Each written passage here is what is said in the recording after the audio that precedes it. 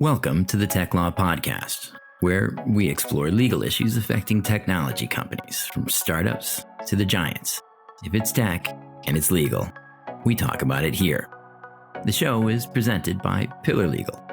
We help tech leaders protect their companies so they can focus on innovation and growth.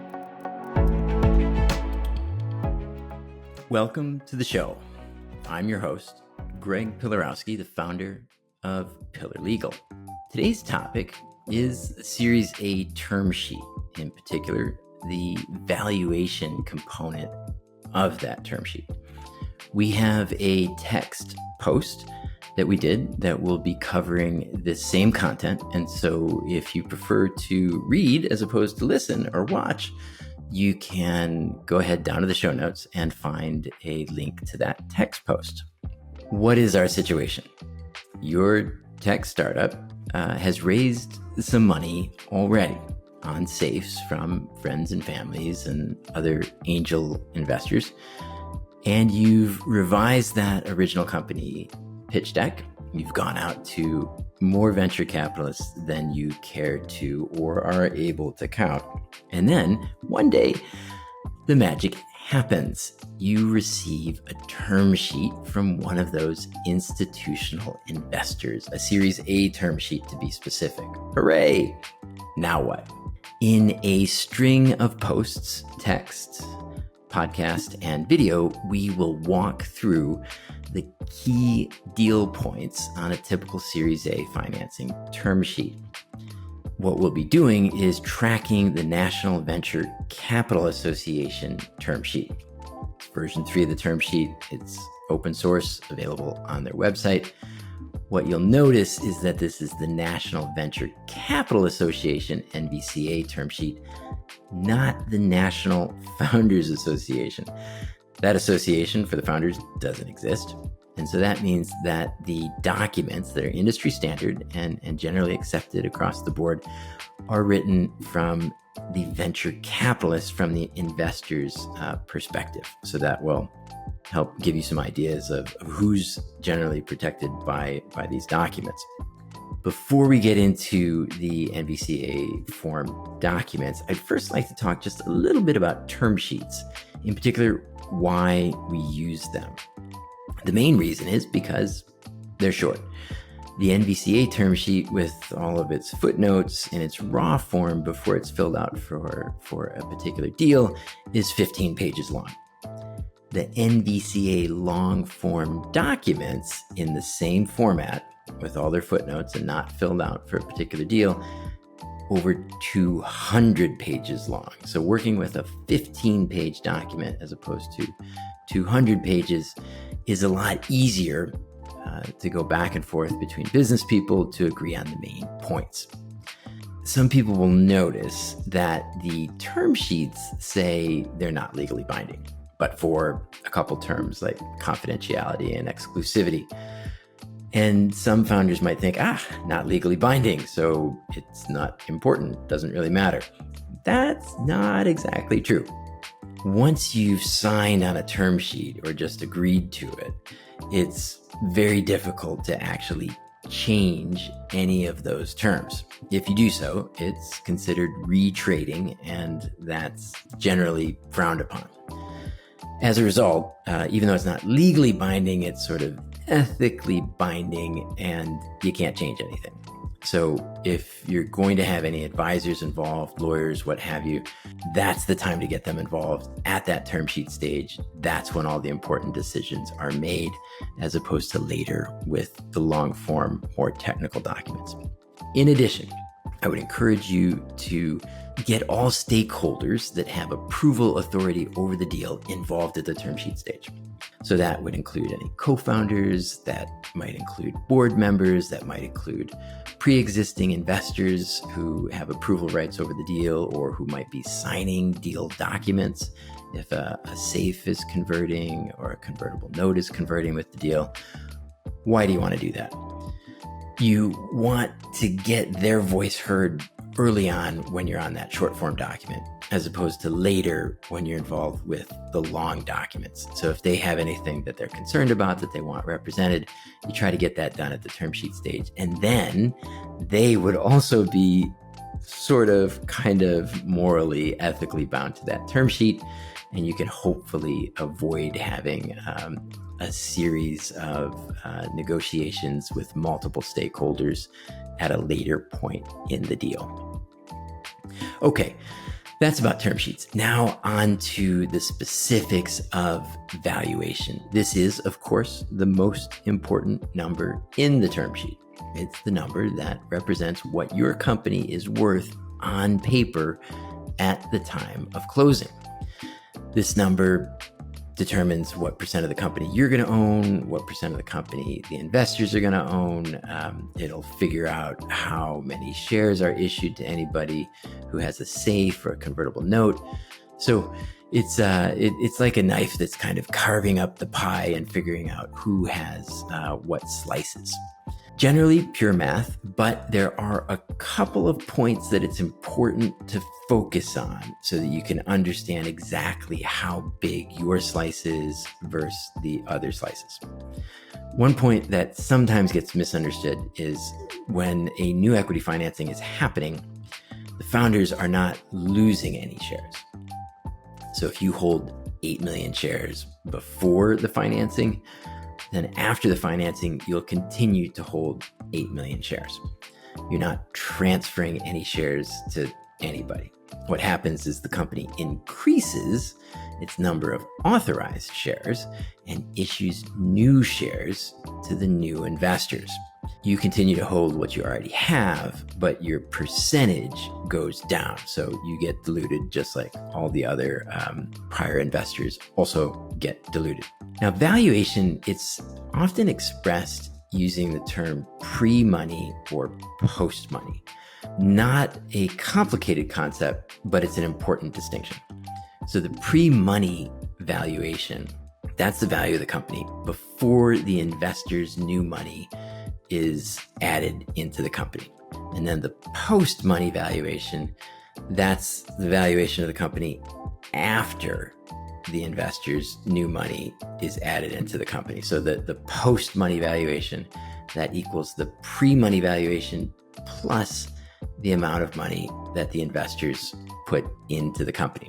So, for example, if the company's pre-money valuation is $9 million and the new investor invests $1 million, then the post-money valuation is $10 million. It's equal to that 9 million pre-money plus 1 million investment to get to 10 million post-money.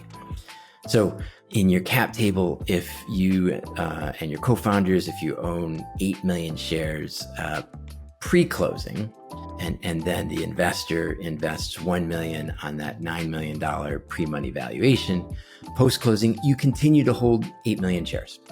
And then a new set of shares are issued to the investor, and your percent then drops from 100 down to 90%, and that new investor will hold 10%.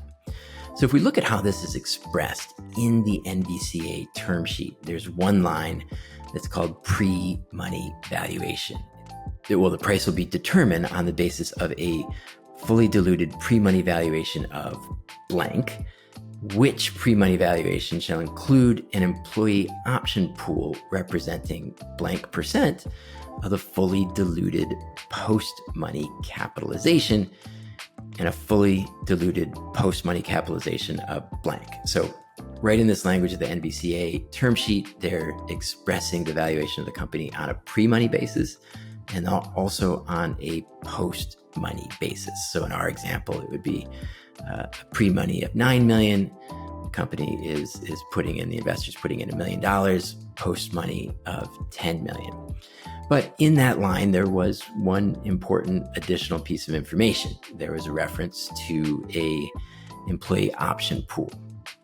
It's often referred to as an ESOP or an employee stock option plan. So those are all the stock options that are issued to team members to incentivize folks.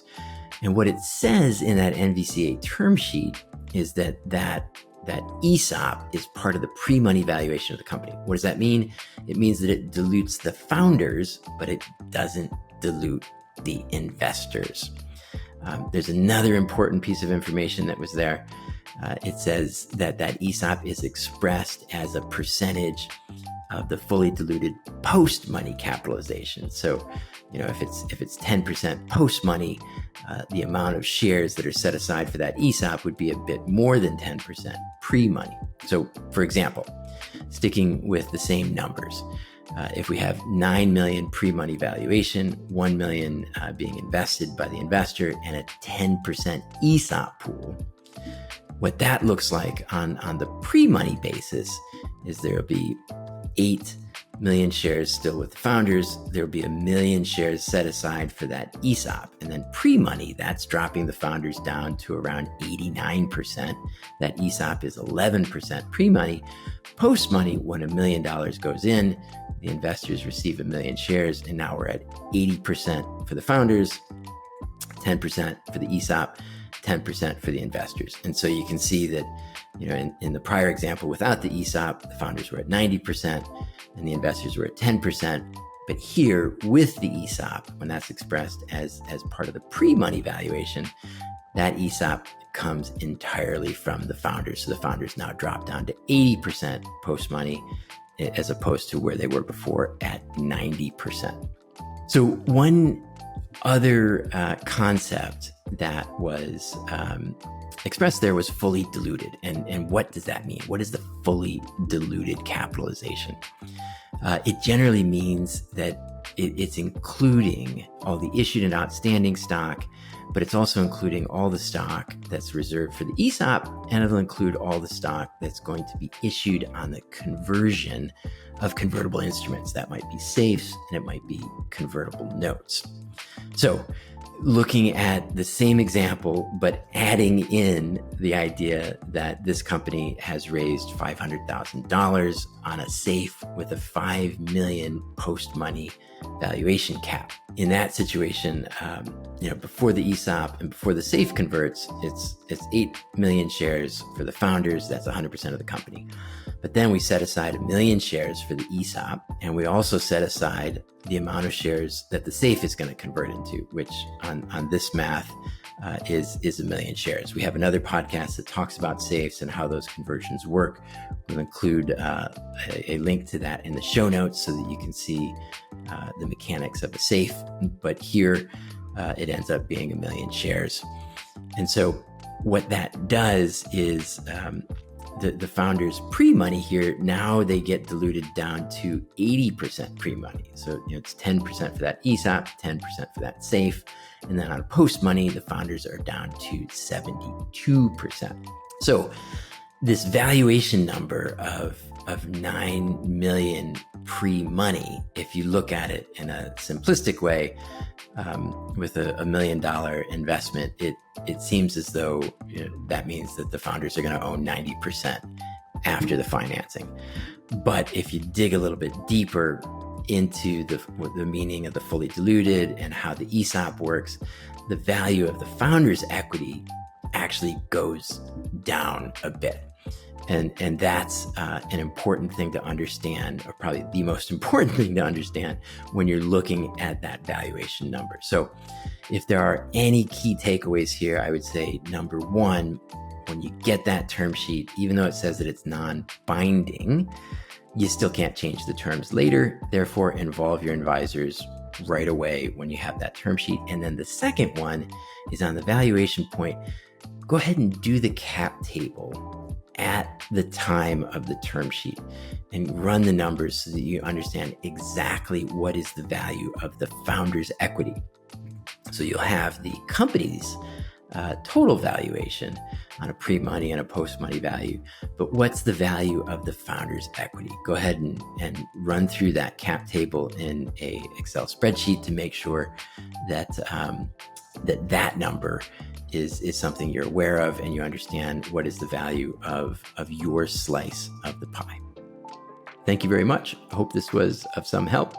And if you enjoyed the show, go ahead and give us that 5-star rating. If you have other questions as a founder on the legal front, go go ahead and post them in the comment section, and we'll try to get to them in a future episode.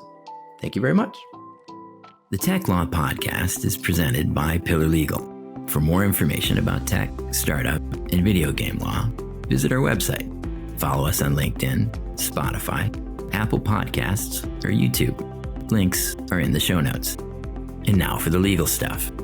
We are lawyers, after all. This podcast is for educational purposes only. The information presented in the show should not be construed as legal advice. And listening to the show does not establish an attorney-client relationship. In addition, the information presented has not been updated since the episode publication date. It may be required to be updated or customized for particular facts and circumstances. Any views expressed by guests are not necessarily the views of Pillar Legal. If you need help with any legal matter, be sure to consult an attorney. And if you don't have one, consider contacting us. This podcast episode may be considered attorney advertising under applicable law.